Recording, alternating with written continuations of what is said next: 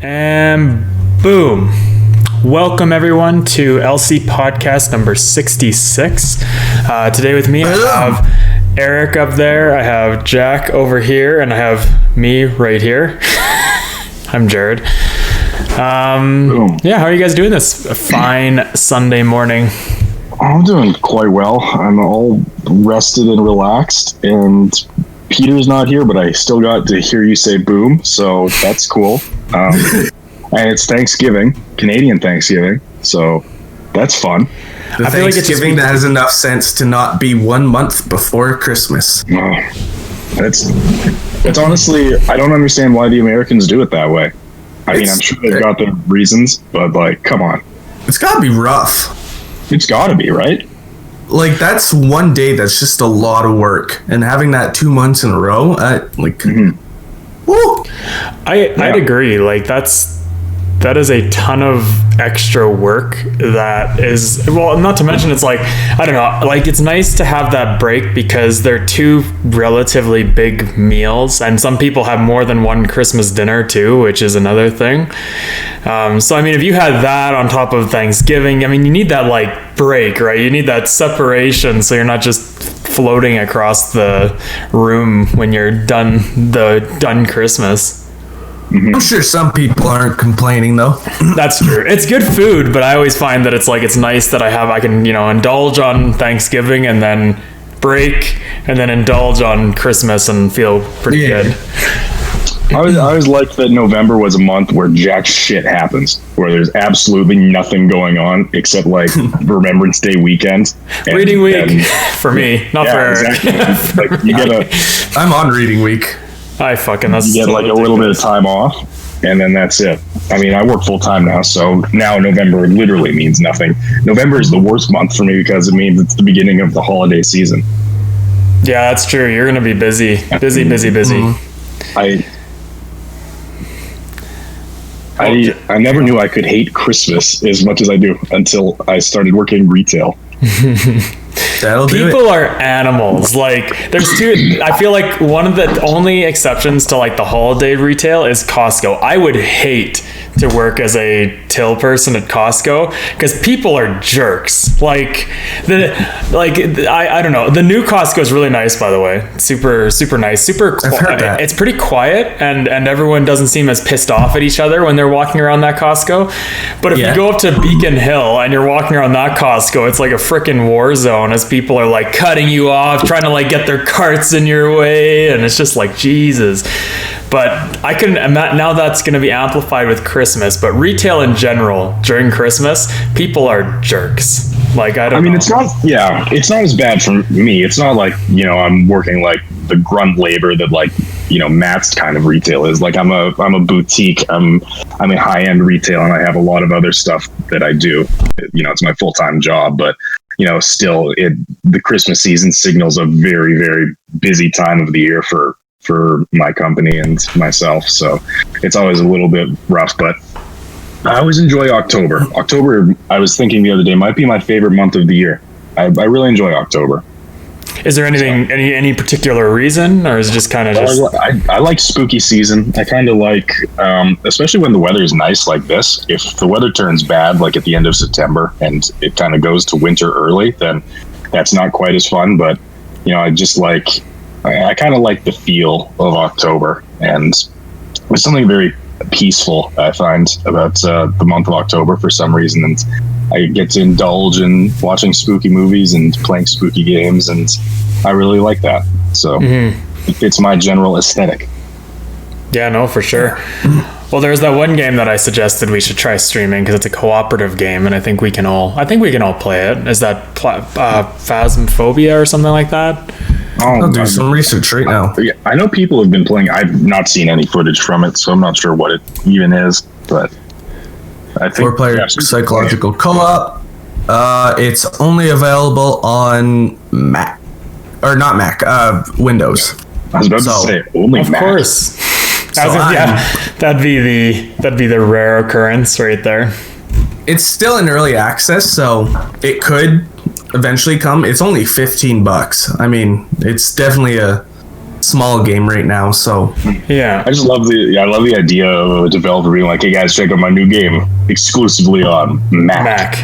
I mean, there's that Apple Arcade, so someone's doing it. I guess. I feel like If you get enough money from them, then by all means, fucking. Yeah. I mean, Yeah, your no, game that's probably true. won't get played as much, which is a bummer. I don't know what the statistics of Apple Arcade are. Well, Yeah. I just before we jump into some of the other topics, it was kind of funny because I was looking at because Google, or I think was it Google had their own online streaming service that they launched, I think like 2 months ago, and now it's being taken down in 4 months because they said it's not profitable enough. Google Stadia? No, I don't know if it's Stadia, but I was reading on the PC gaming news that they were, It can't be Stadia, because like I can't imagine if they've gone this long. They're not giving up yet. It's got to be someone else. There was some high profile stuff coming to Stadia like in the next couple months, I think. So it'd be weird of them to just. Here, I will get the article up. Where is... Unless when you say streaming, you mean like Google was trying to like do a Netflix style streaming or something like that. No, they had a bunch of gaming stuff on it. Where are you? Truly, Google Stadia is not going on business. I gotta Google this now. I feel like I remember hearing something about this. It was a bunch of companies were pulling out of like support for one system, but I forget what system it was.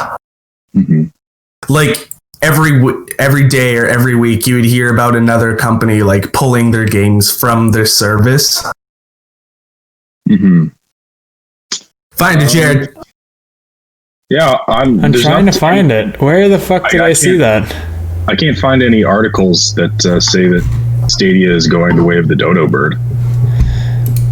Let me see. I swear I saw it here, but maybe I was just streaming or I was browsing too fast. Maybe it was a spooky dream that you had. Maybe it was a spooky dream. I woke up and I was like, Google canceling. No, not Stadia. Don't do it to Stadia.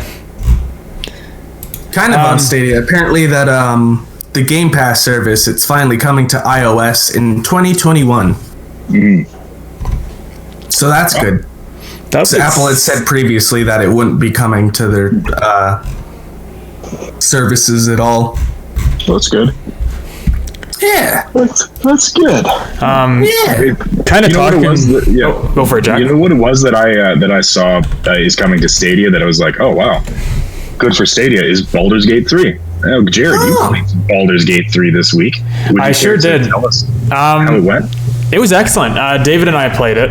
We did we both got early access. I think the next act is like it's only open till Act 1, but I believe Act 2 and 3 are supposed to come out in the first half of next year. I don't think together. I think they're coming out like one act at a time as they go through. Episodic.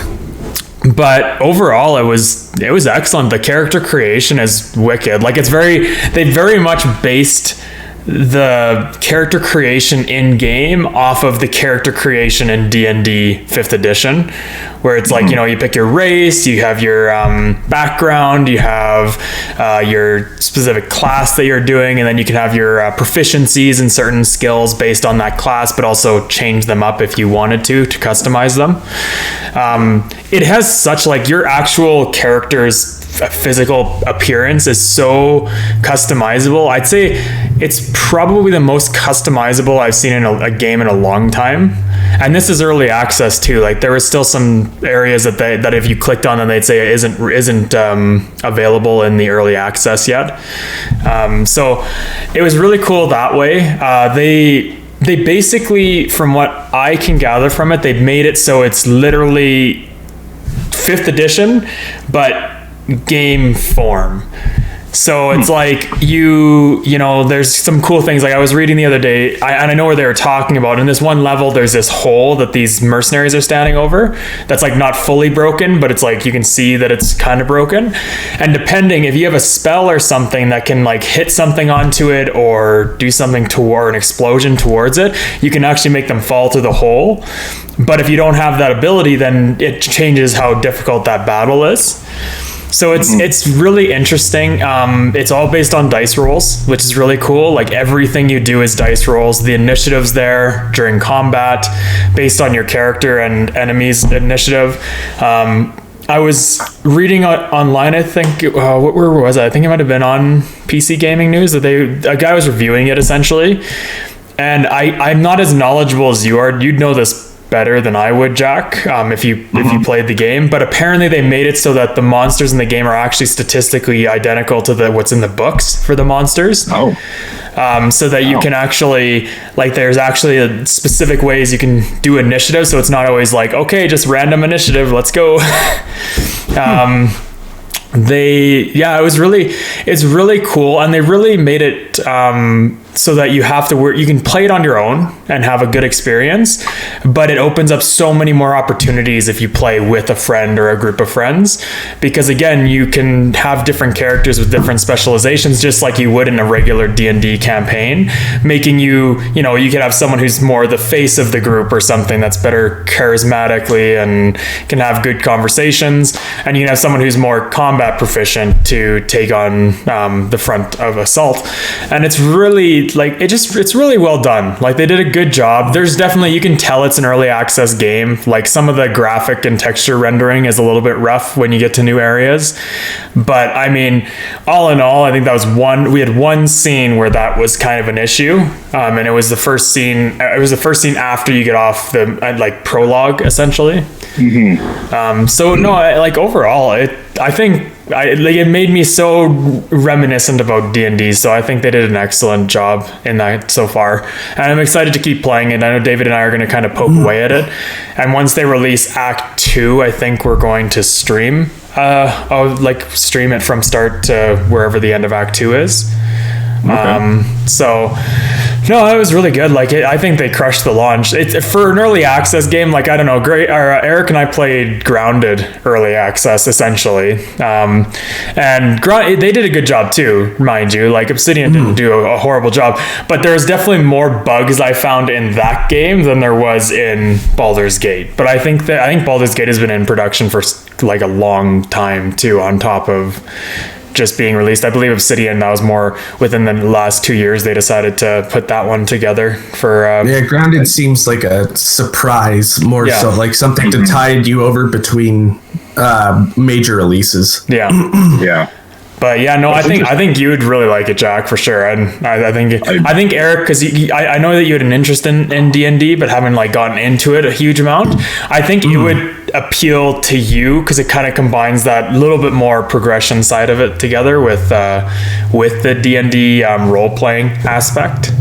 I've been planning on getting a Baldur's Gate 1 and 2 on the Xbox, so I'd recommend it. I played those two, and then I played I played a bunch of them. I didn't realize they were all part of the D&D universe because I wasn't as big into D&D until Jack introduced me, or I guess Jack and Graydon kind of got me into D&D. It's weird how there's not just the 3 Baldur's Gate games, there's also a lot of other D&D games kind of in the Baldur's Gate franchise. There's Neverwinter, there's Icewind Dale, there's Dark Alliance 1 and 2.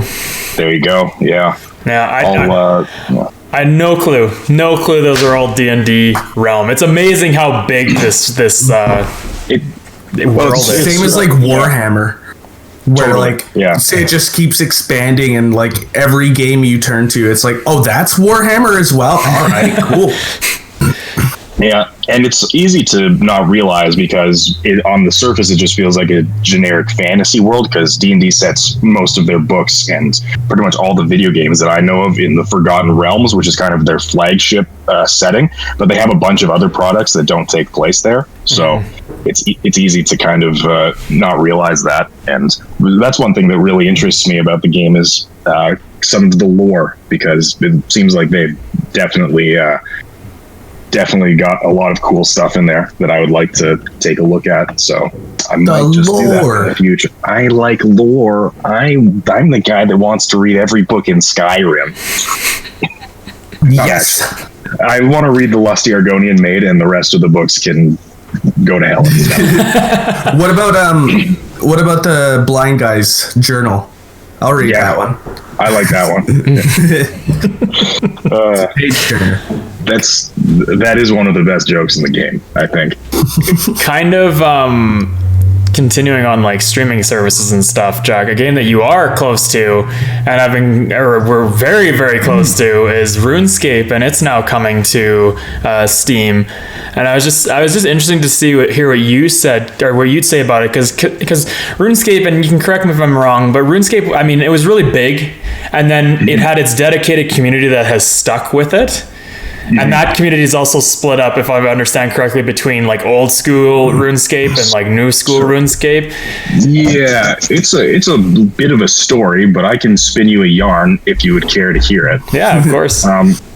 So yeah, I've played RuneScape off and on since pretty much I was like 10 years old. Still got my original accounts and all that good stuff. So yeah, I think I completely forgot that it was coming to Steam. I think I saw the announcement a few weeks ago, but it was like, yeah, whatever. So I pulled it up on the main website. It's like, yeah, sure enough, it's coming to Steam on October 14th.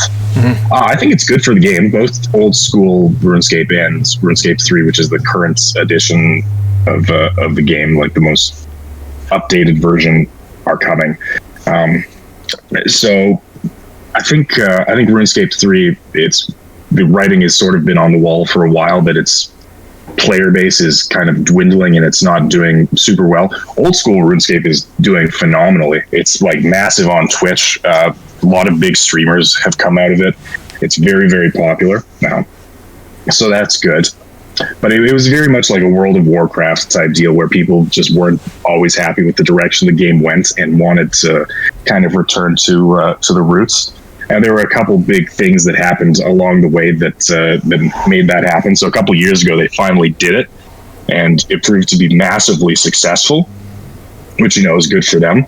And I'm sure the updated game it still has a large player base. I mean, I still play the most recent version of the game as opposed to old school RuneScape. Because the weird thing about that is, like, people wanted an unbastardized version of, like, the game from 2007 and sort of the game that they remember from their childhood, sort of those mid to early to mid 2000s. And then Jagex was like, here's a dedicated team to, like, start pumping out new updates for that game that you love. Like, doesn't that kind of defeat the purpose of it being an unbastardized version if you're just going to start adding more shit to it, like a 20-year-old game? I digress. People love it, so that's good for them. And it's a lot of work for them to, put out new updates for the new game that has like less of a player base, I guess. Yeah. They still do it, but I'm assuming this is part of their growing trend to try and bring in new players or retain old players via convenience. Another one was they're trying to get mobile versions of both versions of the game up and running, which haven't happened yet. I think they've done like some closed betas and stuff like that for the iOS and Android versions of the game. Which could potentially be good. It never really mattered too much to me, but I guess we'll see what happens. But I think it could be good. That's kind of what I was thinking is like, because I know that they have their dedicated fan base, but I think it's good to bring it to Steam because now you're going to introduce a bunch more people to it again, especially the way they kind of market it as like a new release to Steam instead of just being like, RuneScape is on Steam now, right? Like they're drawing people in. And I think that is good because I mean, my experience with RuneScape was nowhere near as vast as yours. My experience is I made bread and then that is about as far as I got. I forget what happened, but I think my game like kept crashing, and that was when I remember in middle school my old like brick Lenovo that I had that everyone would always laugh at. Yeah, I couldn't run shit all for games and stuff like that. Yeah. So even on old school RuneScape it would crash and stuff and so I never got past making bread, but No, is it? I don't know if it's free to play or not. Is it free to play? Because I know it isn't the. Yeah, RuneScape has always been free to play. The original model was that there was the free to play world, and then you could buy membership to get access to like everything in the game. So free to play was like this little taster of what was available to you, and that's still how it works for the current edition of the game. I'm not sure how it works for old school. Old school might be.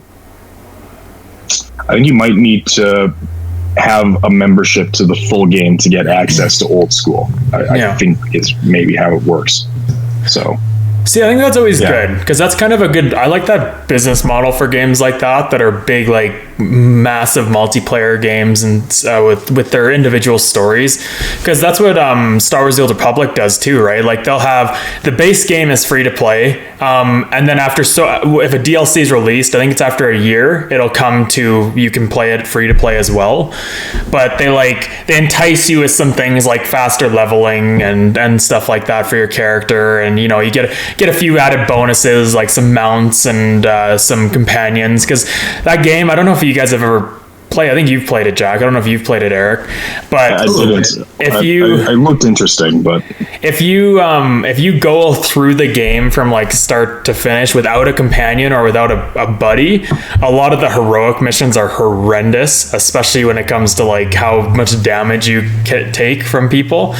So I mean, they do have like bonuses, and you do come across companions. It's not like if you're on free to play you're completely restricted, you're on your own, fuck you, just do your own thing. But I always like that kind of business model where it's like, or that game model where it's like, we offer this to people so that they can try it. It's not really a trial, it's more like you have access to the full game, but you can get a bit more out of it if you go this route. And I think that's a good way to do it. I think that gets a lot more people, especially for MMOs, right? Like those MMORPG games, you kind of need to almost entice people into it and then get them really into it and then get them to purchase in. Otherwise, I find it's too much because they're a lot of work. If you haven't played an MMO, it's a lot of work to do anything and progress. Dedication. Yeah, you really have to put a lot into it, especially if it's doesn't really have a single player story side. You got to do everything with everyone. It's pretty tough. So I feel like it's a good way to introduce people to it, For sure. One of the weird things about RuneScape is that they have kind of pushed the multiplayer aspects, but it's never been necessary. It really depends on what you want to do. And there's a lot of stuff. A lot of people for a long time, and still now, their favorite thing was PvP. That was kind of a huge draw to it.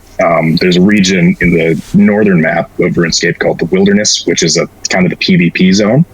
So you cross the border, you go and you fight other players, and it's very dangerous. And one of the big reasons why there was this mass exodus of players kind of in the late 2000s was because to combat real world trading, they basically got rid of PvP 100%. Sorry, my dog's trying to leave the room. No worries. Dave. No, I don't know. Like I enjoy the MMOs and RPGs like that as long as there's a story. Like if it's too much MMO, I'm not a big fan of it. I was really liking the Elder Scrolls Online. Yeah, I'm assuming it's more fun with people. See, that's what I feel like especially those two, like that one, and yes, regardless of how 76 turned out, that one also was like, it was pretty much it wasn't fun. Like when Erik and I played, even playing that one on its earliest days, when Erik and I played it, at least we still had fun together. And doing our little parkour shenanigans. Yeah, exactly. So I feel like with most MMOs like that, you need to have friends. Like I've been contemplating, especially now that Morrowind was released, I've been contemplating getting into Elder Scrolls Online. So Erik, if you need a person to play with, I can play with you on Elder Scrolls Online, because I've been definitely wanting to dive into it, especially while I'm waiting, because I really enjoyed Skyrim. I put enough hours into that game to easily say that it was a really fun game in my eyes. So I think they're actually well past Morrowind now too. I think they're on the expansion called Greymoor, which is like a subsection of Skyrim or something. Yeah. So yeah, they've progressed even further past Morrowind. Yeah, so I don't know. I've definitely been interested in getting into it. I recently decided, because I was saying the other day that I kind of I've played now, the games I have installed, I've beaten all of them at least once. So I decided to take on the tackle because I have October. I have until, I think the next game I plan on buying is the new Assassin's Creed. So I figured, what the fuck, why not, practice some things? So I decided to launch up the other Assassin's Creed, but I don't know, I'm still not like super drawn in right now. So I'd be down for some online Skyrim. Could be fun. Yeah.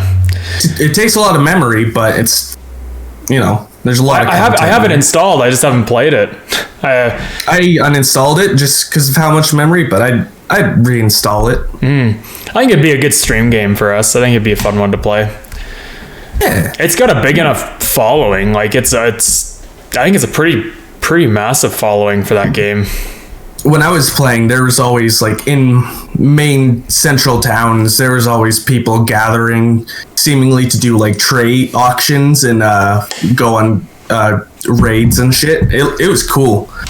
I felt jealous walking by and all of them were talking and like yelling at each other. I was just walking by to do my little story quests. Like, okay, I got my bear. My bear follows me. I like how you can, the customizability. I tried to launch Skyrim the other day, I did launch Skyrim the other day, and I was gonna play through it again, and I just, I got through the first area, I got down and I was like, I don't want to right now. I don't know why, but I don't want to play Skyrim right now. I think I played too much of it. I've beaten it so many times that it's just like, I'd be scared to look how many hours I think I've put into Skyrim over consoles, not just on the Xbox One, but like since its launch. Like if I launched on my PS3 to go see how much time I spent on it there and then traced it back, I think I'd be kind of appalled by myself. I had a thing for a while, like for a few years, where each like December I would boot up Skyrim and start a new playthrough. So like, that playthrough would go for a while. So I definitely have a good bit of time in Skyrim as well. That's like my Mass Effect thing, Eric, where every January I'd start over in Mass Effect and play through for the first like quarter of the year. And now I'm waiting because I believe, because I know they're gonna release the trilogy remaster because the one retailer fucked up and accidentally like leaked it. But I just don't know when. So I decided instead of starting up again, because if it comes out, I'm going to buy it. I have to at this point. Imagine you can get achievements in Mass Effect again. I know, which means I have to play it on the hardest difficulty once again. I beat that game once in the hardest difficulty, and that was horrendous. Oh, it was horrible. It took forever, especially the first game. The first game was horrible. I was stuck on Benezia for literally like I think it was like 3 days of trying to beat her as a boss, and I was just like, this is fucked. And I finally did it. So many strategies, like I want to clarify, not 3 days like straight. I didn't just sit on my TV for 3 days straight, but I spent at least 3 days doing different sessions trying to beat her, and it was just So, how you guys talk about I wonder how many hours I've put into this game reminded me that I checked my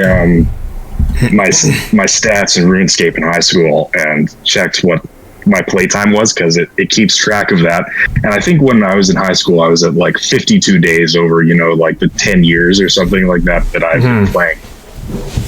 Now, do you guys want to know how much time I've put into RuneScape? Yes. Sure. 104 days, 16 hours. Holy put a third of a year. Fuck. Put a third of a year into this game. That's God. A lot. That is crazy. Hell yeah. I'm like, is there a way on Xbox to quickly see what game you put the most time into? I'm not sure. Not to see what game you've put most time into. You have to go through like individual games. That'd be such a neat stat to see, is like, what's your top 3 games most played, like, period.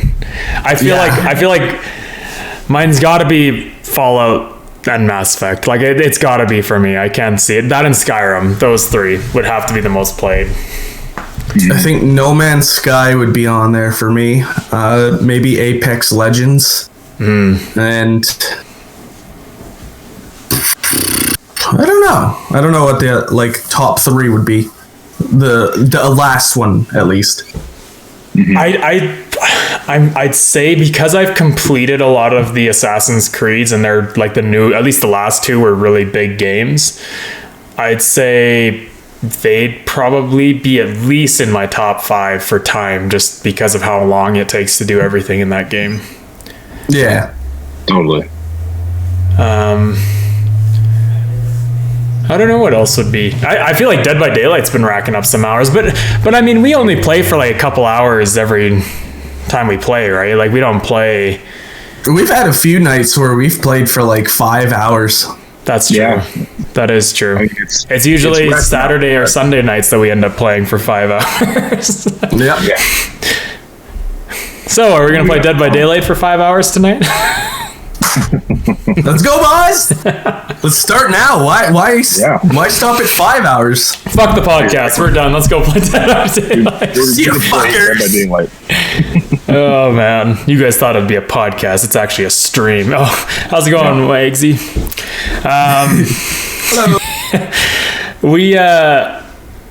I don't know, like, I mean, seriously though, we should play some Dead by Daylight tonight, just as Sorry, I'm still kind of reeling over the 104 days thing.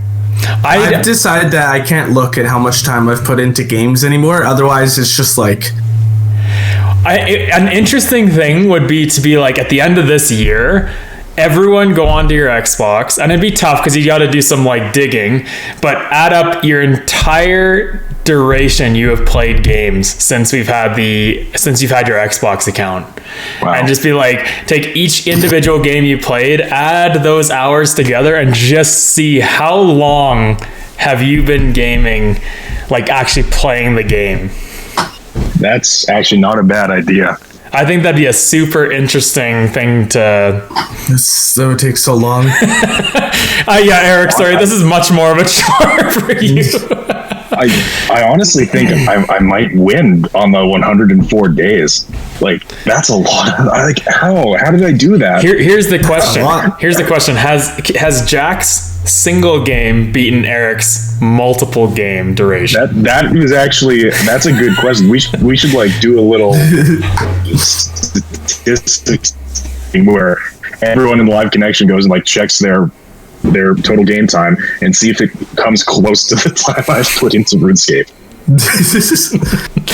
You know what? I could see Matt beating you in Pokemon. Like, that's okay. I could see Matt beating you if you added up the different Pokemons to you. I bet you if you added up Matt's time playing Pokemon Go, you could he would beat a lot of us at a lot of things. Yeah, I've played 2,512 hours. Just as a side thing, Wagsy's top game he's played for 125 days. 125, okay. And his second most played game is 98 days. I know Insomniac, I have him on Xbox, and he's always playing Modern Warfare. I need to check, see how much he has in that. Yeah. Out of curiosity, Wagsy, what games are those? I feel like you have the two different kinds of gamers. You have the gamers that play a ton of games, and then you have the gamers that are more almost dedicated to a game or a series of games. Mm-hmm. And then it kind of changes that statistic, because I feel like once you're in a game, it's easier to rack up hours. Like once you're really interested in a game, it's easier to rack up hours than if you're flopping around. But Rainbow Six and Black Ops 3. You've played 98 days of Rainbow Six. I think actually that'd be a good question, because I made it up to my kind of goal to make it to Diamond. I played a ton of Rainbow Six Siege, like a ton. And yeah. I'd be curious how many days I put into it. I've at least got a few days. I don't think I have 98 days, but because I started on Xbox, so I'd have to like go back and see how much I played there and then how much I played on PC. But Black Ops 3. I wonder if Peter is up there for like at least at least 50 days because he played a ton of you guys said he played a ton of the zombies and shit on Black Ops 3, right? So I'd be curious to see what his total time is on that. But yeah, no, I think I'm gonna post that I think everyone should, for the next podcast, our podcast after, we should go and check what our most played game is, and then also go check how much total hours we have gamed in our gaming. I don't know if I could do that. Erik, you can do it. I have faith. Okay, let's make it easier. I know that it doesn't say how much time you've played in any 360 game. If you're checking, let's make it easier. Let's say Xbox One generation and more recent, or Jack, you can also include RuneScape because you still play it. Okay. But for you, Erik, Switch. for Erik, don't make this harder on yourself. I'm trying to make it easier on you. Well, I mean, the Switch does keep track of your hours, doesn't it? Mm-hmm. For every game. So yeah. You're Gucci. Man. Yeah, it's crazy when I think about it. Like, I don't know. It's nuts. It's really it's video games. Yeah, no, it is. Now that I think about it, I feel like I'd almost not like myself if I looked at how long I've played games. It'd be like that. Like at the same time, it's kind of a big achievement. Like that's pretty neat. You find something that you enjoy so much that you have put so many hours into it. Totally, but at the same time, it's like, ooh boy. Oh man, and I play a lot of open world games. I think I might have fucked myself with the style of game that I enjoy. Yeah. Shit. You do. Speaking of, Erik, did you pre-order the new Xbox already, or are you waiting to pre-order it? I don't know if you managed to sneak into that absolute shamble of a launch they had for both pre-order consoles. I didn't have the opportunity during that first shit show, but I'm hoping I can at least try during the next one, or like do what I did with the Switch, where I just kind of went to stores frequently and just asked around. Yeah, I feel like trying to get a pre-order right now is gonna be kind of ridiculous. Like I think they were out. Like I think within the first hour of both consoles pre-orders being released, they were out of stock. Which is crazy. Like it's kind of neat to see that although more games are being pushed towards the way of PC, that like I think it's really awesome that consoles are still there. Like it's like they're still keeping up with everything, regardless of PCs you can get this much better or better graphics or better performance, but at the same time it's like consoles are made for gaming, so it's kind of neat to see that they're not getting kind of, I guess, chewed out by PC. Especially with the way games are trying to push the limits of what's possible to produce for games instead of kind of just producing a game. So I totally agree. It's interesting to see that it's that popular to the point where it's like you don't even have a chance. Like, good luck. You're pretty much hooped. Like with the Xbox One, I can't remember. I think I pre-ordered the Xbox One, like the original Xbox One. And I don't think it was this bad for those ones, if I recall, because I think it got announced on E3, right? Like they did their big reveal show, and I think a good chunk of us pre-ordered it after the reveal show. So, because I remember it was just Evan and I playing together for a good long while. Oh, was it? Oh, I thought I did too. It was just Evan and I playing Battlefield 4 and Dead Rising 3, because there weren't a whole lot of launch games, and fucking Rise, Son of Rome. I was about to say, you didn't play Rise, Son of Rome? I never bought it. I borrowed it from Evan, thank God. It would have been good if they, you know, they put more time into a cinematic game like that. Because there's cinematic games like that. Like, what's that one? Graydon just played it. It's Uncharted and The Last of Us. You know, you can do cinematic, like, story-based experiences. It just has to be worth a damn. Yeah, no, exactly. That was a rough. Graydon just played the one that you played, Erik. Senua. That's the one I played. So I was gonna say it's fine to have like short, more cinematic based games, but it's like make it good. Like you don't make it shit. Yeah, like Hellblade is phenomenal, and that's a game that just keeps you on the edge of your seat the whole time. Exactly. Yeah. That's that. I really enjoy that one. I think you recommended it to me before you recommended it to Graydon, and I played it and it was really good. I mean, that was kind of in my period. I'm back in that period where I'm trying to find something that I want to play consistently. But that was then I was also going through that period, and Erik suggested that one. It was a good suggestion. Gotta play it with headphones though. That's what I found, yeah, for sure. I mean, I just finished playing Resident Evil 7. I'm super excited for Village to come out. I think that's going to be really good. As long as they stick with that same style, I think it'll do really well. Where it's not just like, it's not Resident Evil 5 where it is literally that shooter. Resident Evil 5 was great. I love that game. Erik and I co-op played that game. Super fun, but it wasn't a horror game by no means. No. Resident Evil 6 was even less of a horror game. It became pretty much a first-person shooter, roughly. It might as well have been.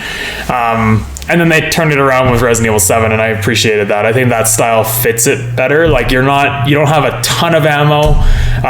You do feel like kind of a boss once you get the shotgun. There's not much that can stop you, but you still have that kind of jump scare, the eerie atmosphere. I never felt comfortable throughout that entire game. Like I always felt that I had to always be careful with where I was going, and it could even if you've been somewhere, you can't trust that it's going to be safe when you go there again. So yeah, it's I hope they do well with it. I'm really excited for that one. There's a few good launches. Like the launch titles I feel like are way better for this generation of console than last generation of console, for at least Microsoft. They're like, I think they had 3. They'd mostly relied on their sports games, Forza, and I think didn't one of the Halos launch on the Xbox One? Or no, it didn't. No. Okay. Didn't get a Halo for a good while. Yeah, so I don't know. I think this year that's also played a big role. There's a lot of big companies that have lined up their title releases with the new consoles, which is really cool. Did you guys hear that there's already a game they're developing that's going to push the limits of Xbox Series X and PS5, making it 8K, I think it was like 120 frames per second game that they're producing? That's fucking insane. It better at least be good if you're going to tout all that. Well, it's going to be like Quantum. Yeah. I'm waiting for it to be like Quantum Break, where it's like this game-breaking or new game that's coming out, and then it just turns into like this. It's all right. A TV show. Yeah. Once you get like to 60 frames per second, the human eye can't really tell a difference between anything higher than that, can it? It's similar to like pixels that I can take in. You have to sit further back. The further your back can only, when it's being like basically flooded with information, it can only take in so much. The further you sit back, the more dead zones it has, and the more cones it can kind of focus towards that. But it is tough. Like you'll hit a point where they're going to outdo the eye, and then they're going to have to rely on a bunch of things like other tools, like they're going to have specific glasses that help your eye adapt to to make anything evident to you, and like so can more glasses, so you can like actually acknowledge that something's different with this. Gotcha. Like they're really pushing it after 60 frames per second. Like that's really, yeah. It won't be enough of a difference that you can notice just by looking at it. You'd have to have them side by side. You'd have to really be paying attention to figure that out. Right. But when I play video games, I'm not sitting, 3 meters away from the screen typically. No, and that's kind of why it's interesting, because everyone likes to have these big TVs, but the bigger your TV is and the higher the resolution or the more frames it can get basically be previewed, the further you have to sit away from it, which it was funny. I was looking at this thing for, I think it was 8K. They were talking about it and how the new 8K TVs are 120 frames per second as well. And they were showing like the scale, because they'll always be like, okay, if you're this size, you sit this far, this size, this far, this size, this far, to actually see a difference. And I forget what it was, but it was something stupid, because they were just going to like, because most people I'd say have around between a 40 and 55 inch TV on average for like people who play games and stuff like that. So they were like, I think for the 55 was something stupid. You had to be like, I think it was like 6 meters back for 8K for your eyes to actually acknowledge what's happening. It's really, it's interesting. It's funny how they keep like, it's almost more of a marketing thing at this point, where it's like, ooh, we have this new high resolution 8K, and you can basically, it's like that suggestibility, right? If you believe that it's a difference, it looks different to you because you'll perceive it the way you're believing it is, right? Yeah. So it's interesting how they can just suggest that, but unless you actually do specific things, you'll never actually see a difference, really see a difference, even though you believe you do. It's like the console bit wars have come back, but for TVs. Yeah. Instead of like being like, it's 16-bit, it's 32-bit. Now they're like, it's 8K!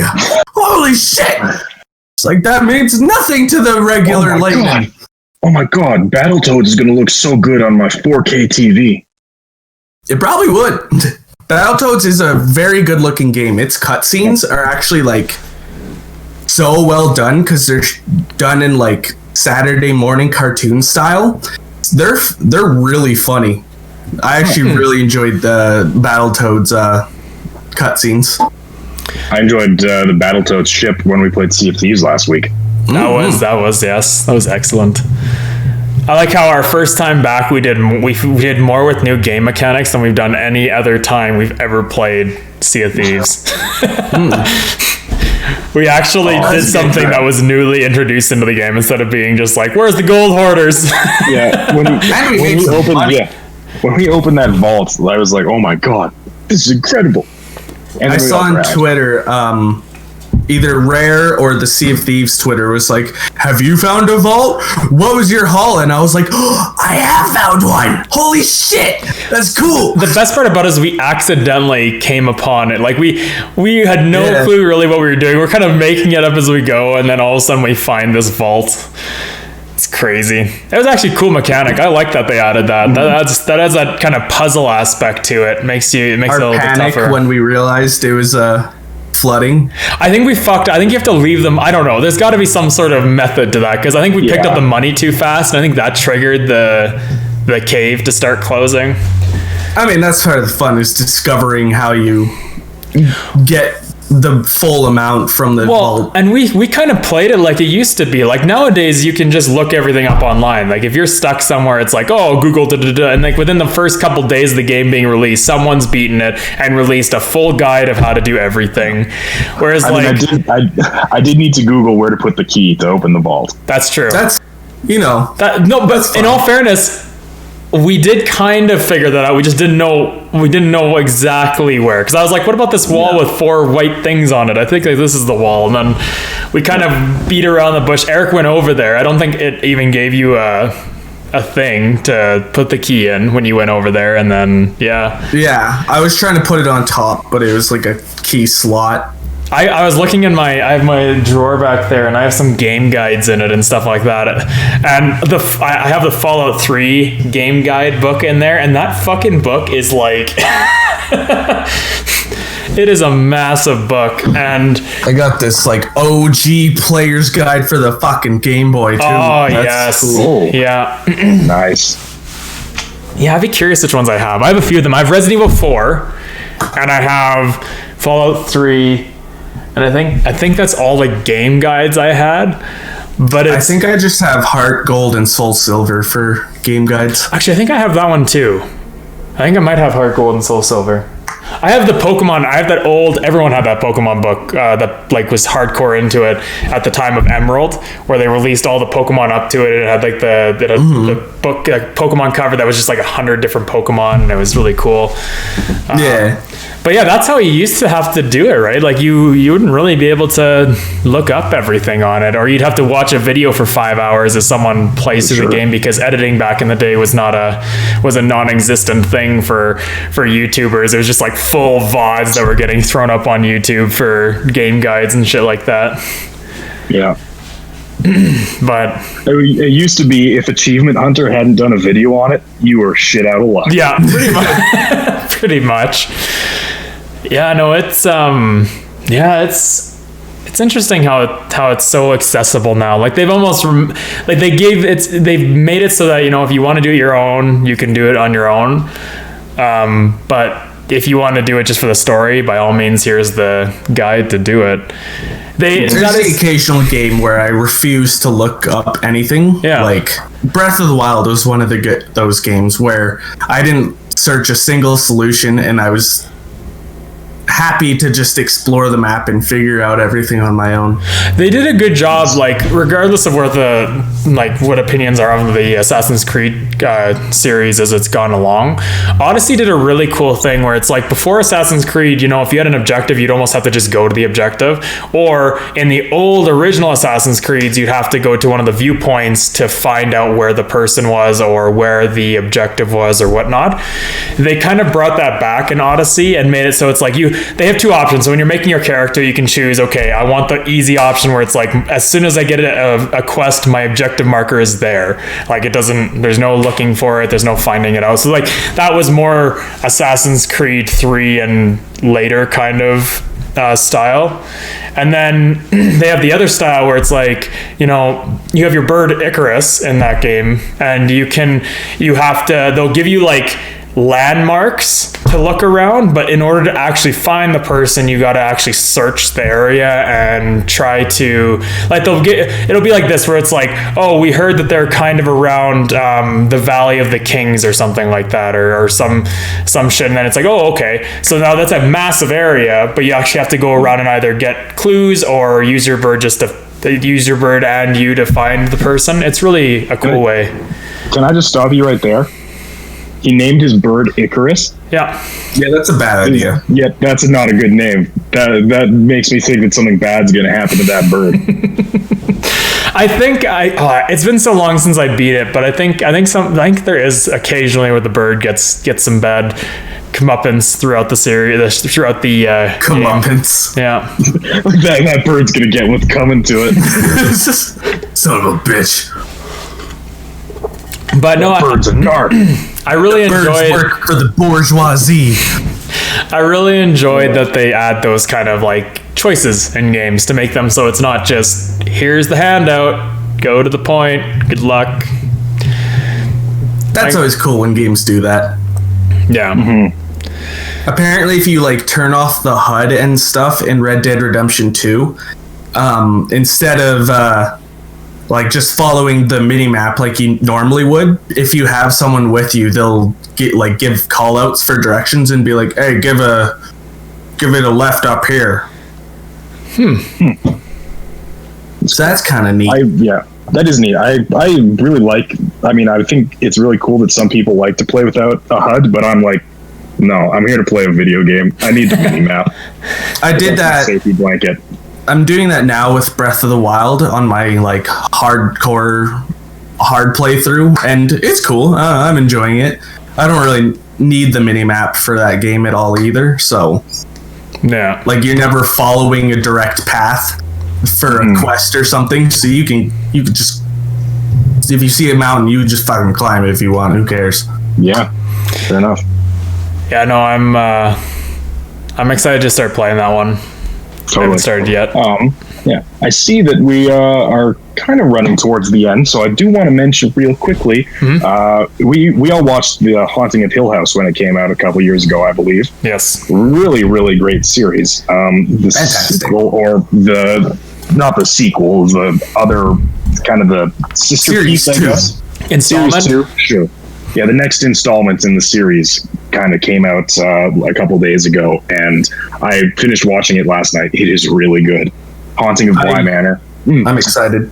Yeah, very good. Yeah, you guys are going to really enjoy it. It's not as like the outright like scary, but it builds tension really well and establishes like a feeling and like an ominous presence, I think, a lot better than the first one did. There are a few kind of like plot elements that bothered me towards the end, but I don't want to spoil anything. So I will say that for the most part, it's done very, very well.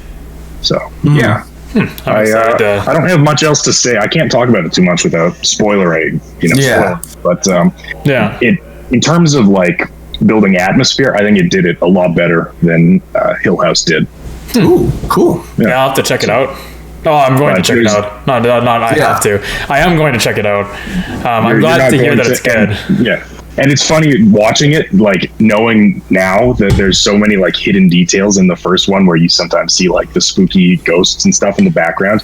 Every time there's like a wide angle shot, I'm pausing it to see if I can notice any spooky details. And you pick out a lot, like a lot. There's probably so many that I missed as well, but yeah. I've mentioned that before I start watching, I'm watching through The Boys season 2. If you guys haven't watched any of The Boys, I highly recommend that show. There's so many times, like, so many really well done moments. Like, the episodes I watched yesterday, there was actually, like, multiple times throughout it where my jaw legitimately dropped and I was like, holy fuck, because they do some ballsy stuff in that show. It's awesome. And I've been meaning to watch it. I went to watch the one when the first and this is when like this is early, like I think it was like literally the day the first episode came out. I went to watch it and my Amazon Prime Video is all fucked up, so everything was almost like they had like a black and white filter, not a black and white filter, an ultraviolet filter over everything.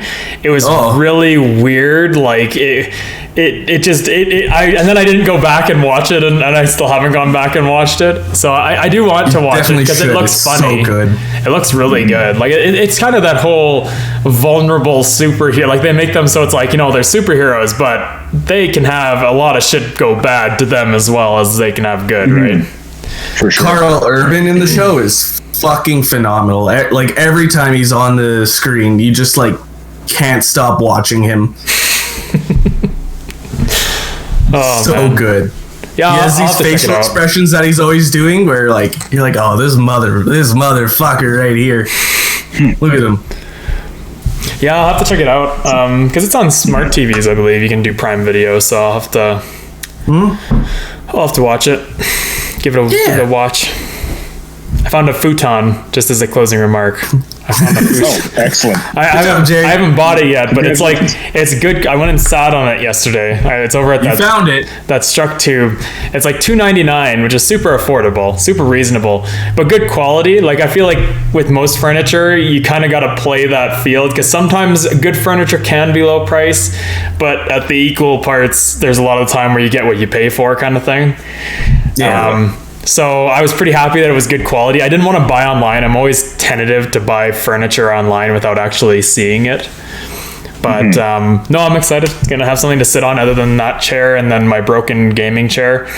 But and it also doesn't sit so high. I feel so weird when I'm sitting on that gaming chair playing games and I'm like fucking up so high compared to everything else in the room. Just makes me feel weird. For sure. But that is our end of our podcast. We have made it to that mark. Thank you for everyone who tuned in. We did have a decent amount of viewers tune in to listen to us, so thanks for tuning in. Well, thanks, guys. If you're from Canada, happy Thanksgiving. From the US, thanks for tuning in on our Thanksgiving. If you're not from Canada, happy Sunday. Yeah, happy Sunday. We are going to be streaming again on Thursday. This Thursday is Call of Cthulhu. So we're looking forward to that. Yes. And oh boy. Good old cock stream. Yes. Yeah, I love the cock streams. And then we'll be back the following Sunday. Look out for some videos coming out on YouTube. Erik and I started a playthrough of Wasteland 3, so those videos will start to release this week. And we'll be playing through the whole game, which will be really neat. And join our Discord if you want to kind of talk to us a little more on a personal level. We are pretty active on our Discord. We've got a better. We got a good, after our relaunch, our community's, you know, really quite good. We have good people that are keep messaging in there. So come join the conversation, and we will see you guys next time for our stream. Thanks for coming. Have a good Sunday.